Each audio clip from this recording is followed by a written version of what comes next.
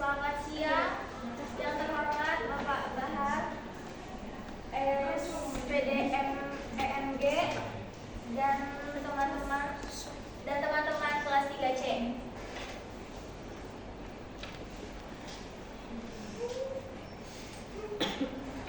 Saya Nijani Destiasari sebagai moderator yang akan membantu jalannya diskusi pada sore hari ini.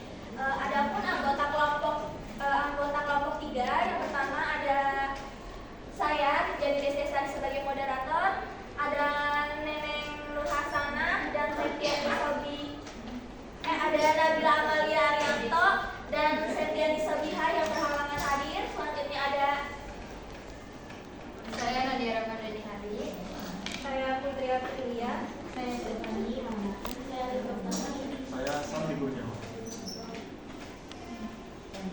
Baik, sebelum memulai presentasi pada sore hari ini, ada baiknya kita membaca basmalah terlebih dahulu. Bismillahirrahmanirrahim. Untuk selanjutnya adalah pemaparan materi dari kelompok 3 mengenai review jurnal dan review buku dari rekan saya yang pertama yaitu Nabila. Maaf Nadia.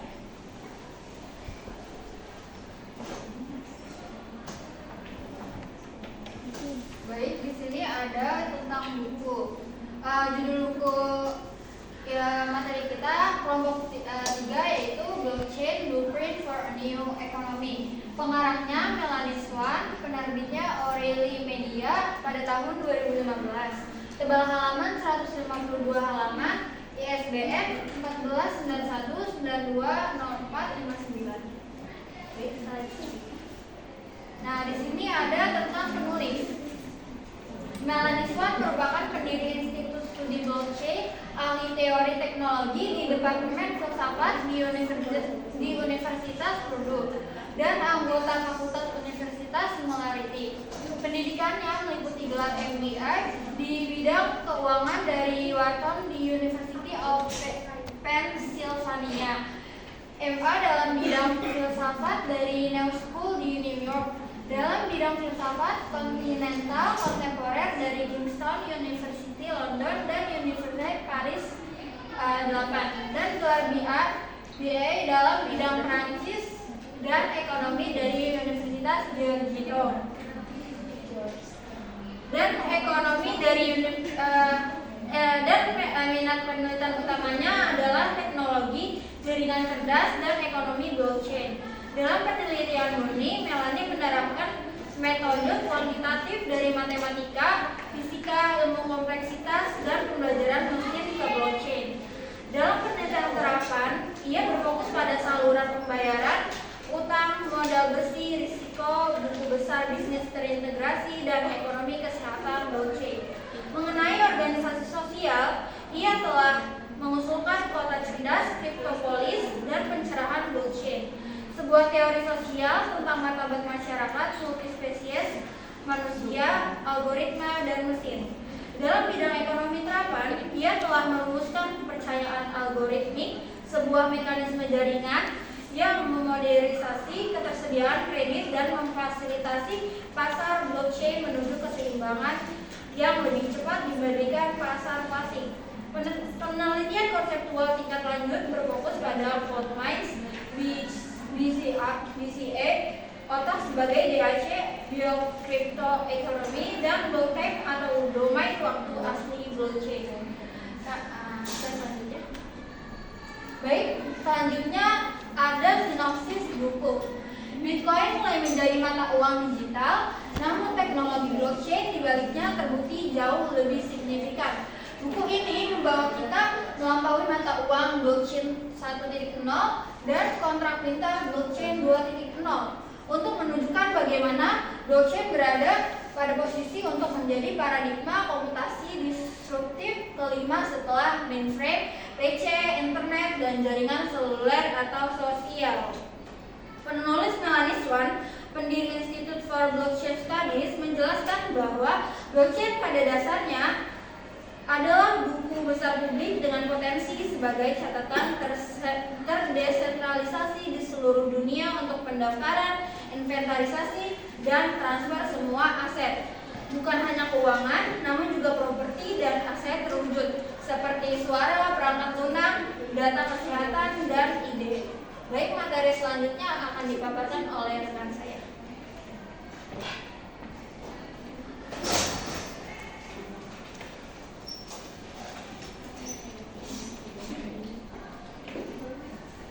Di sini saya akan menjelaskan tentang review buku. Pertama itu buku ini dimaksudkan sebagai eksplorasi konsep, fitur, dan fungsi Bitcoin dan teknologi blockchain yang lebih luas, serta kemungkinan dan implikasinya di masa depan. Ia tidak mendukung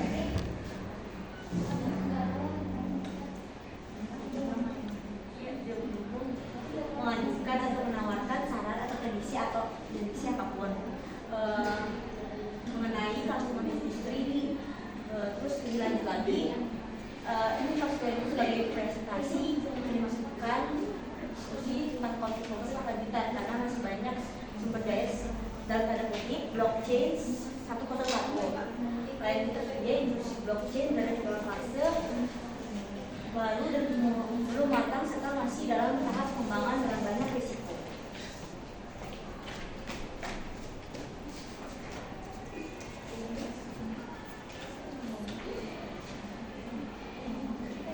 Mengingat dinamisme ini, terlepas dari upaya terbaik kami, mungkin ada kesalahan dari sisi ini. Ini juga menjelaskan beberapa informasi yang akan mungkin dalam zaman itu, ya kan? Tujuannya dari buku ini adalah menggambarkan cakupan umum dan status industri dari blockchain, dan ada berdasarkan kemungkinan yang akan datang. Nah, waktu mempelajari teknologi itu tersebut ada beberapa mendasari, yaitu potensi penggunaannya, bahayanya, dan resikonya, dan ada yang mungkin juga lebih terpenting itu dari semuanya. Serta juga ada konsep dan luasan dari blockchain itu tersebut.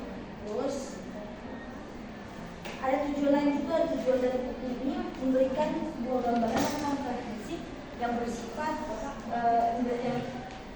tentang sifat uang hidup, dan juga jenis aktivitas terjadi di industri mata uang kripto.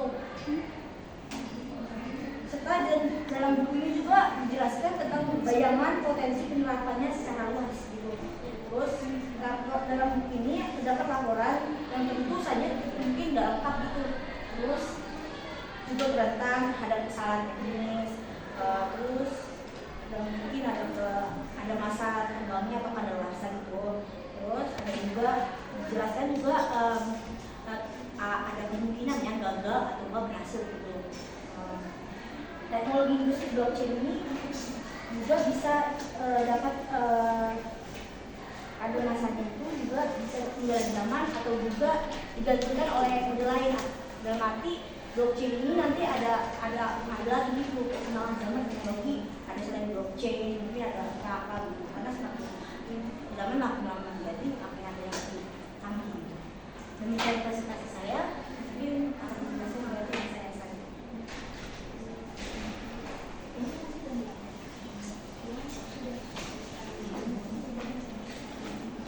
Baik, selanjutnya adalah kelebihan dari buku. Buku ini memberikan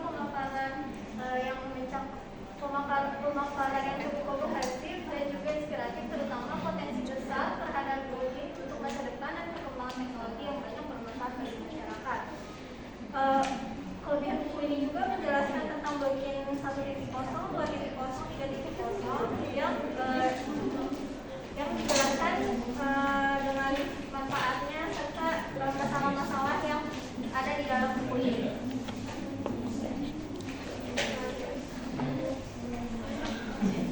Selanjutnya, kekurangan dari buku ini yaitu buku ini masih tersedia dalam bahasa Inggris, sehingga buku ini hanya bisa dibaca untuk orang-orang yang menguasai bahasa Inggris saja.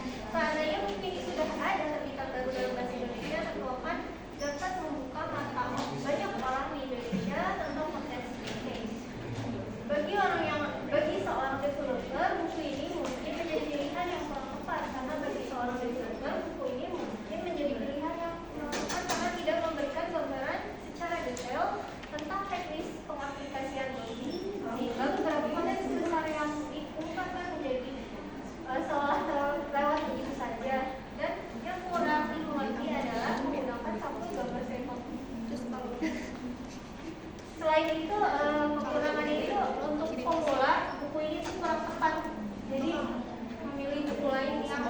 mudah dimengerti.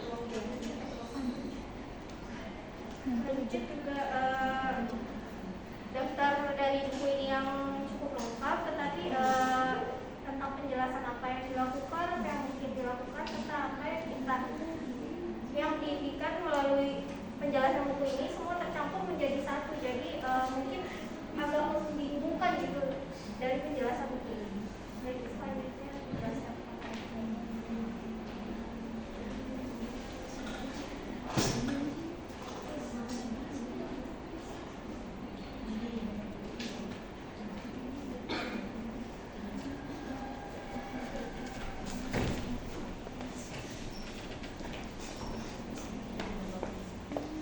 Baik, selanjutnya di sini ada review jurnal dengan judul memperkuat keamanan data melalui teknologi blockchain, mengeksplorasi implementasi sukses dalam transformasi digital di Indonesia.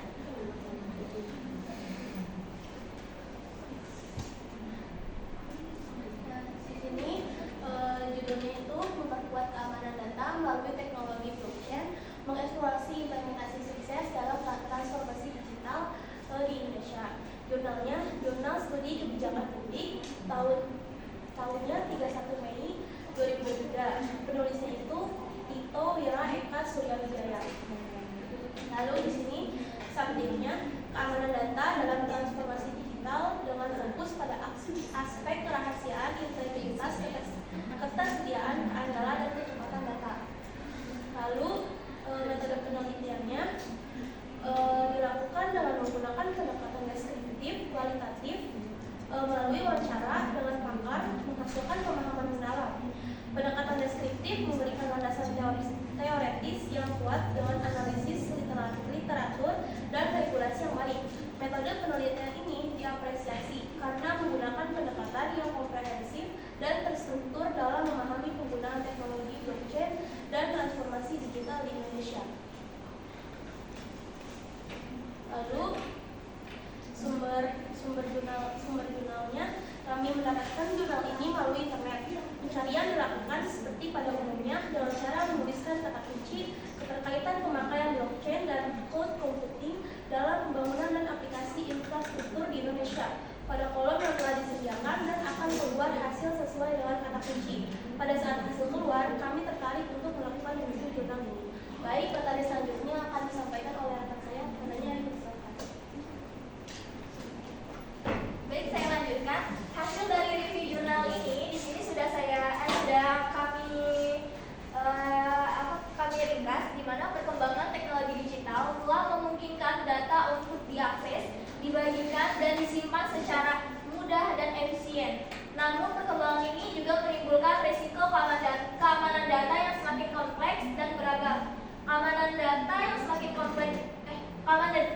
data menjadi penting karena data merupakan aset yang sangat berharga bagi organisasi maupun individu. Oleh karena itu, blockchain dapat digunakan untuk berbagai aplikasi lain dalam berbagai bidang seperti perbankan, kesehatan, energi, dan lain-lain. Dalam konteks transformasi digital, blockchain juga dapat digunakan untuk meningkatkan keamanan data dalam transaksi online, pengolahan data terpusat, dan penyimpanan data secara digital. Pemerintah Indonesia telah meluncurkan berbagai inisiatif untuk memperkuat penggunaan teknologi digital di negara ini, seperti penggunaan teknologi blockchain untuk verifikasi dan validasi sertifikat pendidikan, penyimpanan data medis, dan sistem pembayaran. Oke, saya jelaskan sedikit mengenai hasil review, di mana jurnal ini membahas tentang implementasi atau adopsi teknologi blockchain dalam transformasi digital di Indonesia. Fokusnya ini pada keamanan data dan efisiensi proyek yang telah dilakukan. Nah, kenapa sih harus blockchain? Karena dalam era digital ini kan dalam era transformasi digital ini penggunaan teknologi blockchain di Indonesia itu memberikan potensi yang besar, apalagi untuk meningkatkan keamanan data dan efisiensi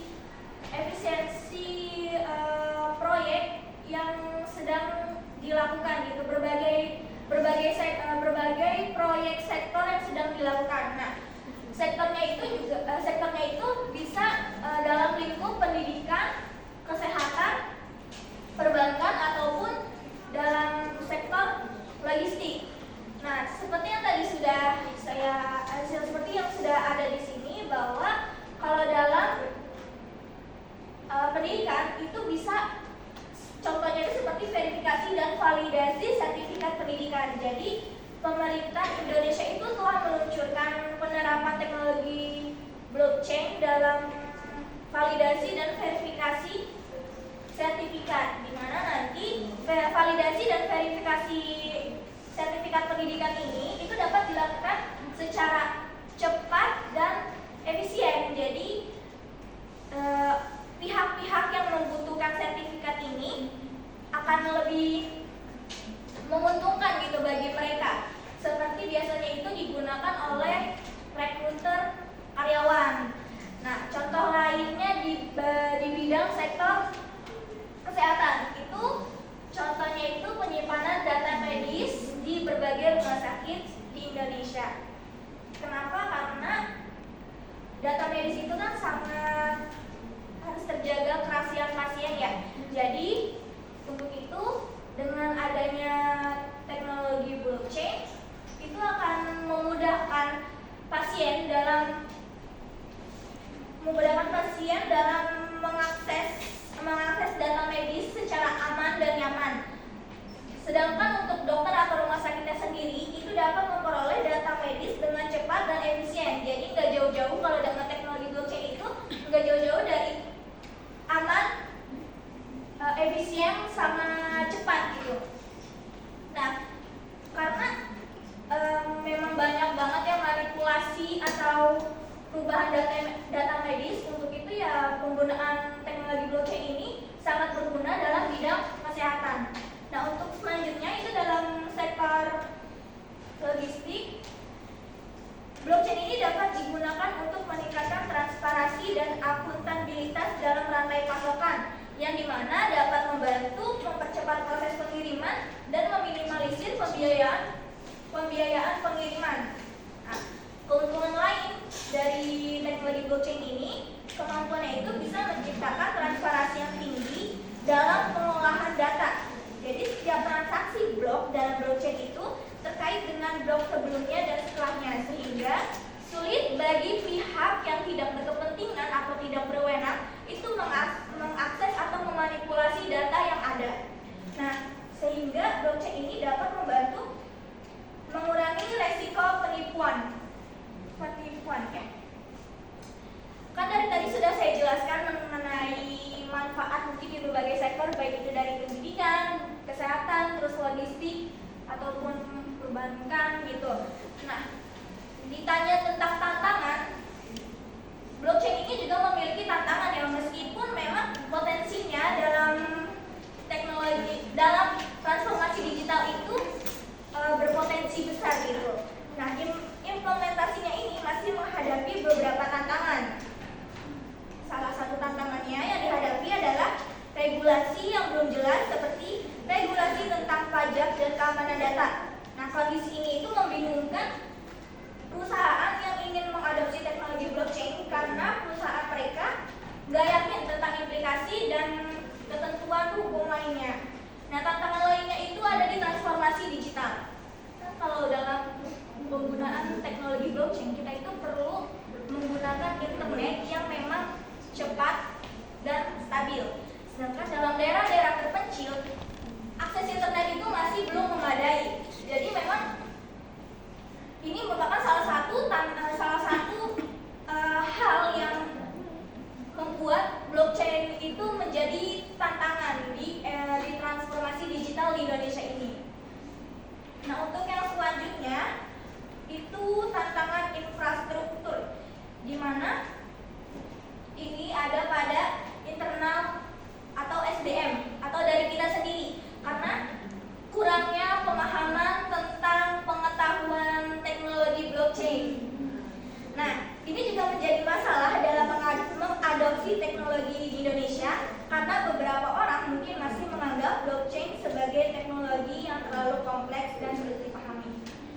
Namun, secara garis besar, teknologi blockchain itu telah memberikan potensi atau manfaat yang memang menguntungkan, karena yang tadi bisa di sektor pendidikan, sektor kesehatan, sektor logistik, ataupun di pemerintah. Contohnya itu seperti voting elektronik gitu. Jadi itu bisa lebih transparansi.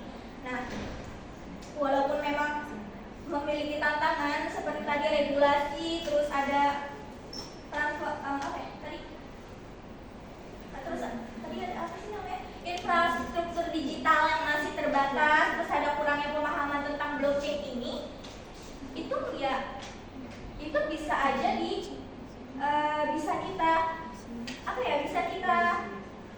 bisa kita atasi dengan bantuan pemerintah swasta, di mana nanti pemerintah swasta itu bisa memberikan pelatihan atau sosialisasi mengenai teknologi blockchain itu.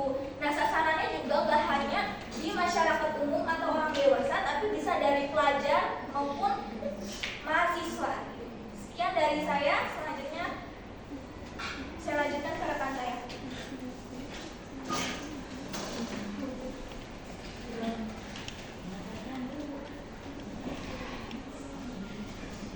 Ya baik, izin melanjutkan. Selanjutnya ada kelebihan dan kelemahan jurnal yang kami review. Yang pertama kita bahas kelebihannya terlebih dahulu. Nah, jurnal ini menyuguhkan teori dan analisis yang tepat, menggunakan bahasa yang baik dalam menganalisis sesuatu, menjadikan jurnal ini mudah dipahami. Nah, di dalam jurnal ini kelebihannya adalah yang pertama tadi teori yang tepat. Jadi teori, karakteristik dan kelebihan dari blockchain ini dipaparkan dengan jelas dalam jurnal ini. Nah, selanjutnya ada juga pemaparan implementasi blockchain dalam transformasi era digital dalam jurnal ini yang memungkinkan kita menjadikan referensi untuk kedepannya memajukan era digital yang berkelanjutan. Selanjutnya ada cakupan yang komprehensif, yaitu penelitian jurnal ini memberikan cakupan topik yang menyeluruh dan komprehensif, mengeksplorasi berbagai aspek keamanan data, termasuk kerahasiaan, integritas, ketersediaan, dan integritas teknologi blockchain. Selain itu, jurnal ini juga menyuguhkan beberapa referensi yang dicantumkan dalam daftar pustaka. Referensi ini bersifat aktif, yaitu tautan berwarna biru, Pak. Jadi kita bisa menjadikannya referensi untuk penelitian-penelitian berikutnya. Selanjutnya, kelebihan dari jurnal ini yaitu penerapan dalam konteks dunia nyata, yaitu pembahasannya terkait penerapan teknologi blockchain dalam konteks di Indonesia, menyoroti implementasi dan inisiatif di dunia nyata oleh pemerintah Indonesia dalam beberapa sektor. Selanjutnya, jurnal ini menawarkan pemahaman mendalam tentang keamanan data, blockchain, dan juga penerapannya dalam transformasi era digital pada saat ini. Selanjutnya, saya akan memaparkan dan menjelaskan tentang kelemahan dari jurnal ini.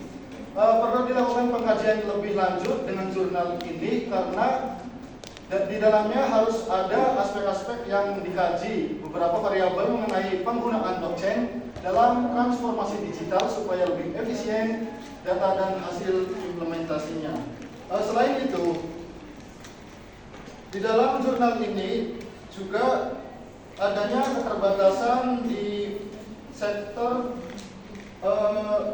kurangnya metodologi penelitian dan juga pendekatan penelitiannya. Jadi di dalam teksnya itu tidak menyebutkan metodologi yang digunakan dalam artikel jurnal ini.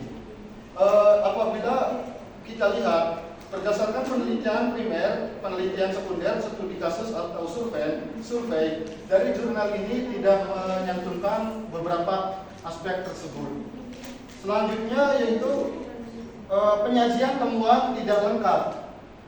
Jadi teks ini membahas konsep dan informasi secara luas, akan tetapi tidak menyajikan temuan, data atau hasil statistik spesifikasi apapun dari artikel jurnal ini, sehingga membatasi pemahaman lebih dalam dari pembaca yang membaca jurnal ini. Kurang lebihnya itu yang bisa saya paparkan. Saya kembalikan kepada moderator. Terima kasih. Baik, yang selanjutnya adalah sesi tanya jawab. Karena pemaparan presentasi kita telah selesai, kita beri kuota 3 orang penanya terlebih dahulu. Apakah ada yang Kalian paling malam jam berapa ya? Jam 6. Mau pulang maghrib? Ya, Ya karena banyak cewek semua ya, jadi bukannya saya bukannya saya meremehkan kalian. Cuma kan emang takutnya yang rumahnya jauh. ada yang rumahnya jauh, Pak. Gimana? Ada yang rumahnya jauh kasihan. Gimana jauh? yang Hah? Bogor. Beda, Pak. Kan nggak kosan kan saya bolak-balik. Coba buka yang link tadi dulu Pak. Selanjutnya teman-teman, saya akan membacakan pantun dadakan Dan ini PPSD kan? yang diminta sama Bapak. Bekasi rumahnya Neng Aan. Karawang rawa buaya. Terima kasih atas partisipasi teman-teman. Semoga bermanfaat untuk semuanya.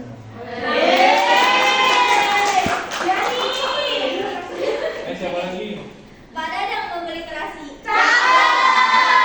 Silakan ingat berdiri. Sekian presentasi dari kelompok kami. Cukup sekian dan terima kasih.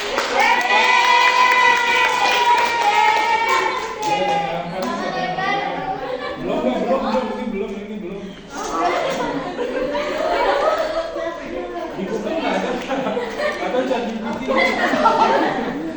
Kalau buatnya pantun untuk mengakhiri presentasi, didapat belum? Atau masih punya stok? Banyak yang ketemu. Stoknya banyak.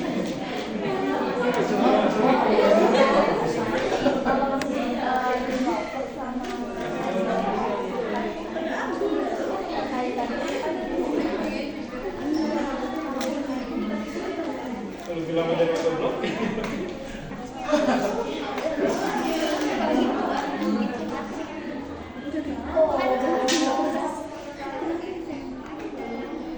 Sama kalau nyuruh-nyuruh baju ya. Ayo mbak nyuruh baju. Nggak bakalan diapa-apain, nggak bakalan diapa-apain.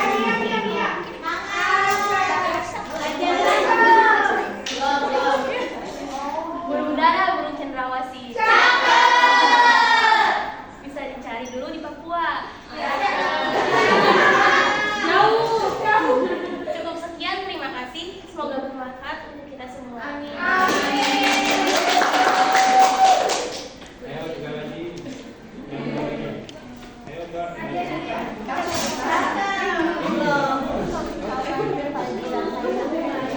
Pisau biasa buat bertani. Beruang ladang naik berdaki. Selesai sudah presentasi ini, semoga bisa memberi arti.